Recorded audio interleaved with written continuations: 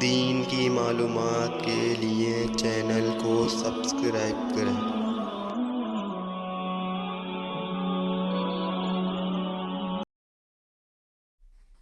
بسم اللہ الرحمن الرحیم۔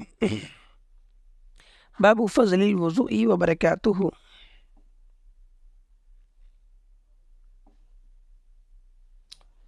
وضو کی فضیلت اور اس کی برکتوں کا بیان۔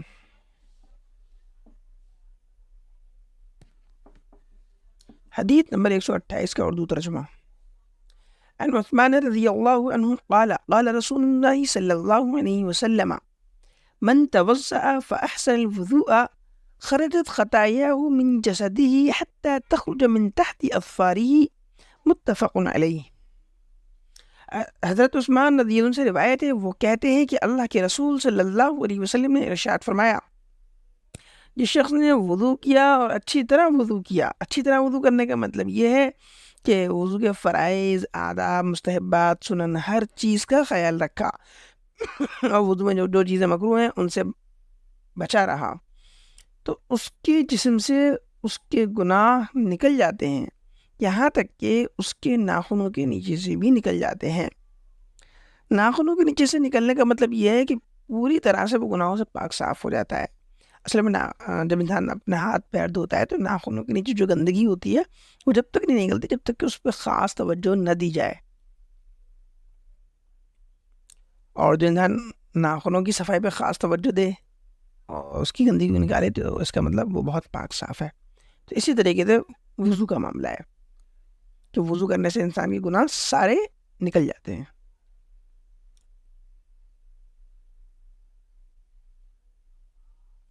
حدیث نمبر 129 عن ابی ہریرہ رضی اللہ عنہ قال قال رسول اللہ صلی اللہ علیہ وسلم اذا توضأ العبد المسلم او المؤمن فغسل وجهه خرج من وجهه كل خطيئة نظر إليه بعينه مع الماء أو مع آخر قطر الماء، فإذا غسل يديه خرج من يديه كل خطيئة كان بطشتها يداه مع الماء أو مع آخر قطر الماء، فإذا غسل رجليه خرج كل خطيئة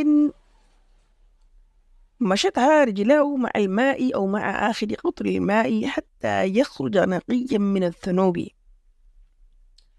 حضرت ابو ہریرہ رضی اللہ عنہ سے روایت ہے، وہ کہتے ہیں کہ اللہ کے رسول صلی اللہ علیہ وسلم نے ارشاد فرمایا، جب مسلمان یا مومن بندہ وضو کرتا ہے تو وہ جب اپنے چہرے کو دھوتا ہے تو ہر وہ خطا جو اس نے اپنی آنکھوں سے کی ہے پانی کے ساتھ یا پانی کے آخری قطرے کے ساتھ اس کے چہرے سے نکل جاتی ہے۔ اسی طرح جب وہ اپنے ہاتھوں کو دھوتا ہے تو ہر وہ خطا جسے اس کے ہاتھوں نے چھو کر کیا پانی کے ساتھ یا پانی کے آخری قطرے کے ساتھ اس کے ہاتھوں سے نکل جاتی۔ اسی طرح جب وہ اپنے پیر دھوتا ہے تو ہر وہ خطا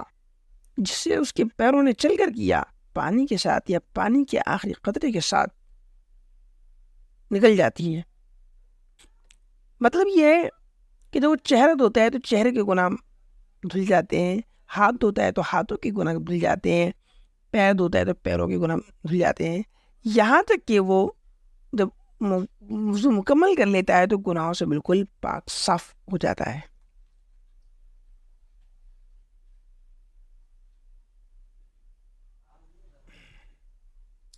حدیث نمبر 130 عن عمر بن الخطاب رضی اللہ عنہ قال قال رسول اللہ صلی اللہ علیہ وسلم ما منکم من احد يتوضأ فيبلغ او فيسبغ الوضوء ثم يقول اشهد ان لا اله الا الله وان محمدا عبده ورسوله الا فتحت له ابواب الجنة الثمانية يدخلها من ايها شاء، رواہ مسلم۔ حضرت عمر بن خطاب رضی اللہ عنہ سے روایت ہے، وہ کہتے ہیں کہ اللہ کے رسول صلی اللہ علیہ وسلم نے ارشاد فرمایا، تم میں سے جو بھی شخص وضو کرتا ہے تو اچھی طرح وضو کرتا ہے، اور یہاں فیسبغو اس کا مطلب بھی وہی ہے، یہاں راوی کو شک ہے کہ یبلغو فرمایا یا یسبغو فرمایا۔ پھر وضو کرنے کے بعد وہ کہتا ہے اشہد ان لا الہ الا اللہ وان محمد عبدہ ورسولہ، جس کا ترجمہ ہے کہ میں گواہی دیتا ہوں کہ اللہ کے سوا کوئی معبود نہیں، اور یہ کہ محمد اس کے بندے اور اس کے رسول ہیں۔ تو جو بندہ بھی وضو کرنے کے بعد میں یہ کلمہ پڑھتا ہے تو اس کے لیے جنت کے 8 دروازے کھول دیے جاتے ہیں، اور اسے یہ اختیار دیا جاتا ہے کہ جس دروازے سے چاہے وہ جنت میں داخل ہو جائے۔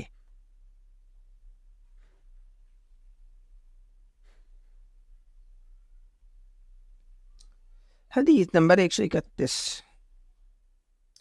عن ابی ہریرہ رضی اللہ عنہ قال قال رسول اللہ صلی اللہ علیہ وسلم ان امتی یدعون یوم القیامت غرا محجلین من آثار الوضوء فمن استطاع منکم ان یطیل غرته فلیفعل، رواہ البخاری و مسلم۔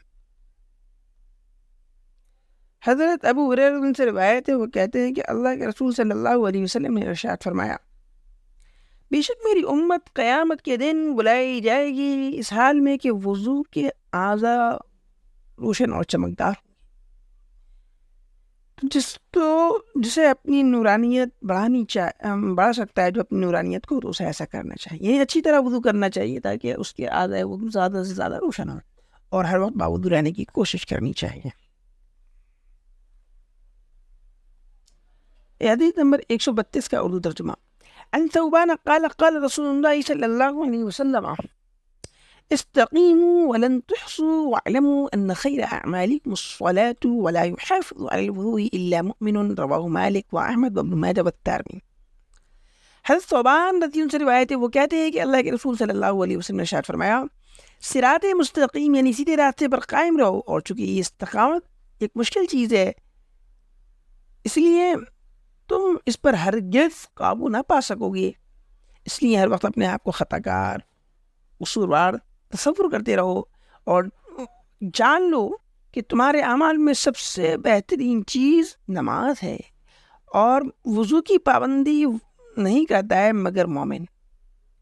چونکہ مومن کو نماز پڑھنی ہوتی ہے، اس لیے وہ ہر وقت باوضو رہتا ہے۔